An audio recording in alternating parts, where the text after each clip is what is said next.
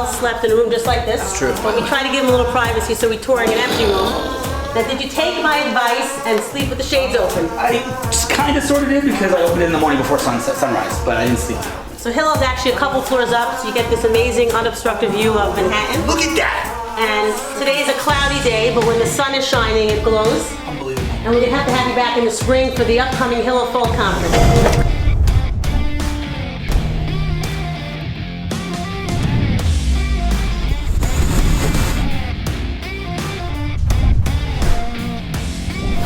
We're gonna walk past 25 Kent. I mean, everyone knows that Williamsburg was up and coming, but you knew it before everyone. I'll tell you how I knew it. Started buying real estate here in 2010. I spotted tech companies tucked away in strange places. And I said, what if you had a place to work? Innovation culture popping up around us. Amazing. The amazing views. That view, by the way? Yeah. Incredible. And we'll take you up to see a floor. We actually just signed a lease with Kip, which is one of the top fashion brands started by an Israeli, Ronnie Fike. And we're looking to bring other great tech companies into this building.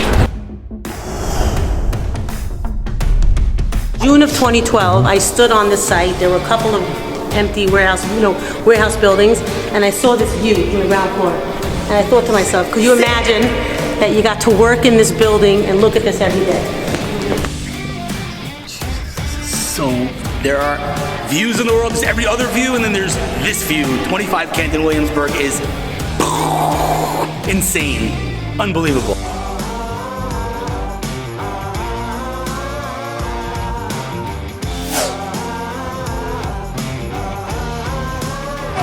About to meet with the CEO of an amazing tech company called Paperspace, which is an artificial intelligence company. I'm lucky enough to call a tenant in my building.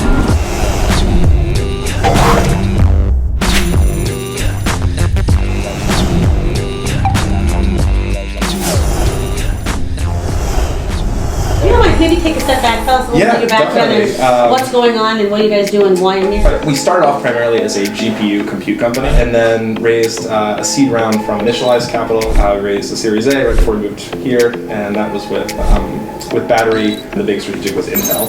Paperspace is the name of the company, and we have a product called Gradient, which is our machine learning tool stack that is really focused on the infrastructure side of things. Is this the headquarters? This is the main office. Second largest space is in actually Poland, SF, Washington, Amsterdam, and Copenhagen. Oh wow. So how many people in the company go home? 42 right now. What is Paperspace? It's an old term from like architecture engineering.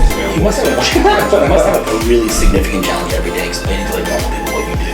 So tell me what the company does, and then tell me what your mom thinks the company does. Okay, so we are developer tools for engineers working in machine learning. My mom says cloud computing and GPUs, which is not wrong, but doesn't tell the full story. And what brings you to Brooklyn and Bushwick? Honest answer is we wanted to not be in San Francisco. That was a big part of it. Also, this is just a much better ecosystem for tech companies. I think you can draw on lots of different folks.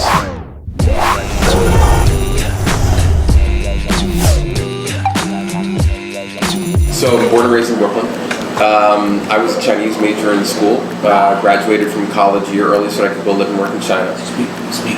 I can speak a little bit. I used to be fluent. Now it's conversation. Super jealous. I started my first company putting games on phones in China in 1999. What was the name of the company? The name of the company was W-Tech. We raised some capital, put the first game on AT&T's data network back in 99. Like pre-installed, you mean? Yeah, pre-installed. And I spent the next several years basically working with the carriers and with entertainment publishers. Carriers are tough. Reels. You've been to Tel Aviv, by the way? I'm just asking. I've not been to Tel Aviv. We're gonna have If you're into deep tech, my friend, Yeah, it's the holy place. hell, you gotta come visit. It's ridiculous. And then I went to work for the state. So the state has a $1 billion a year clean energy agency called NYSERDA. Spends about $100 million a year on R&D, and I was working to run that portfolio. And then I was recruited by BMW about 3 years ago to come help them with URBAN-X. And the whole kind of philosophy around that was, there's massive challenges around the future of cities, right? Mobility is you think about as kind of a core piece of that, but you can't really disconnect mobility from real estate or from infrastructure basis. So it's a traditional accelerator program. We're investing $150,000 in each team. They're with us for 5 months.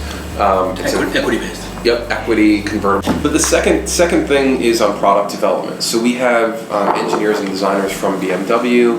All right, so the teams get 1,000 hours of hands-on help with software development, electrical engineering, mechanical engineering, again, UX, UI, graphic design, basically it's soup to nuts. Space here. Yeah, that they don't pay for it. So it's not like 500 startups, there's no clawback.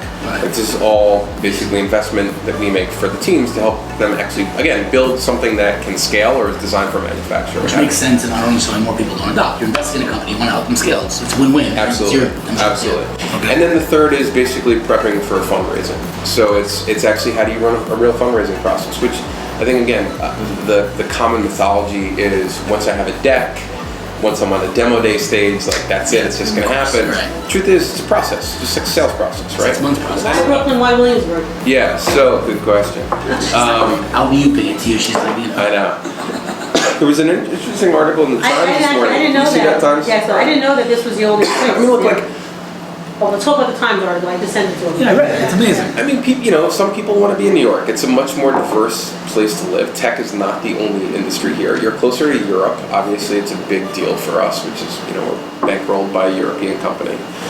I think, like, the creativity here, honestly, like, you have so many people who have these different kind of perspectives. New York is a really special place, right? I mean, A, it's always been a home for immigrant entrepreneurs. But B, you have a talent pool here that's deep in, again, design, UX, engineering.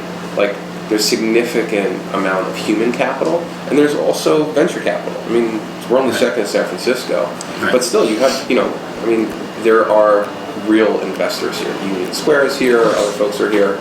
So, and then it's, again, like, there's a quality of life thing, I think, that people are increasingly valuing more, right? Where it's like, hey, I want culture, or I want to be able to eat really well, or I want to make sure, like, my kids can go to a good school, or what have you. And I think you get a lot of those things in New York. It checks the boxes. It's a great place to live. It's a great place to work. It's a great place to raise a family. How many URBAN-X's are there in the world? There's one.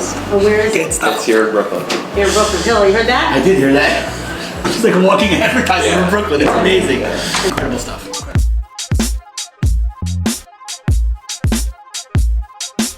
So we're standing here in front of the headquarters of Vice magazine. Wait, hold on.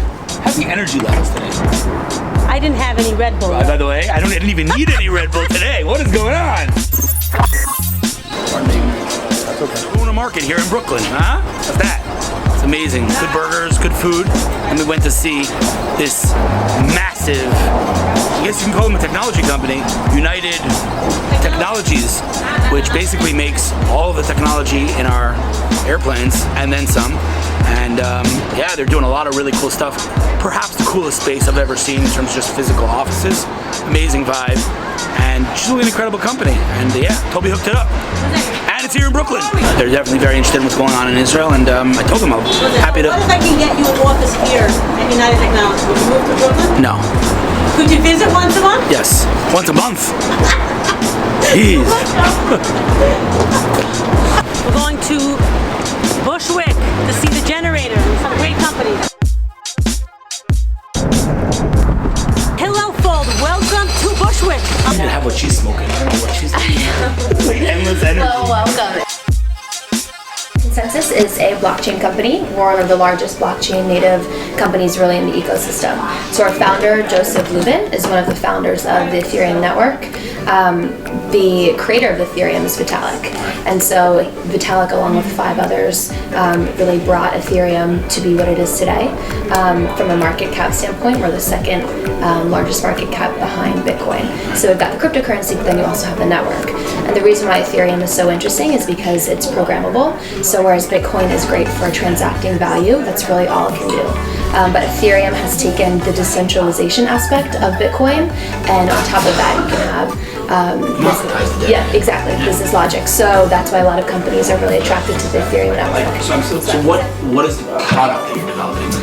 So ConsenSys right now is focused on infrastructure and enabling the digital assets ecosystem. So if you think about in the capital market space, you can digitize bonds, you can digitize ETFs, you can digitize really any financial instrument. And so when you have a digitally native token that represents something of value, it increases liquidity, it reduces the cost of manufacturing the asset exactly nearly to zero. So we're working in the financial services space, but then we're also building infrastructure. You can't have the malls and the restaurants unless you have the roads. Why Bushwick? Well, I started here 2 years ago when we were in these units. Bushwick definitely has an interesting ethos around the tech startup community. Very much, ConsenSys is very much founded in the idea that if you want to be a successful business, you don't have to be based in Manhattan, and you don't have to have or Silicon Valley, and you don't have to be based in a 50-story tower in Midtown or FiDi in order to be successful. So we love being able to take up space in the different units in this building, and we found really interesting neighbors in our Bushwick. We're here in Bushwick. We just visited with ConsenSys, which is a phenomenal company, one of the first tenants here in the Bushwick, East Williamsburg neighborhood. And we've made a connection. Hillel's going to get to meet the team in Israel. There's about 950 employees in this company, and they're one of the leaders of the blockchain revolution globally and here in Brooklyn. Here in East Williamsburg, Bushwick, at the Bushwick Generator.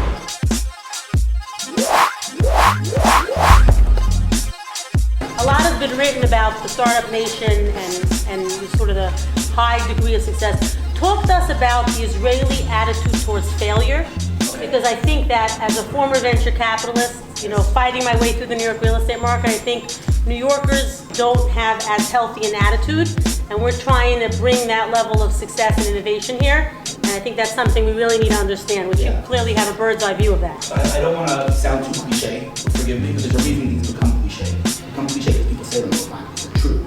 And I think in Israel, failure is actually not called that. It's literally like, I have 4 failed startups, fist bump. I get to think we're proud of that. Literally, not like, okay, I'm gonna try to compensate and pretend I'm proud of it. Literally, you had 4 failed startups, you are on a different level than a guy who had 2 successful.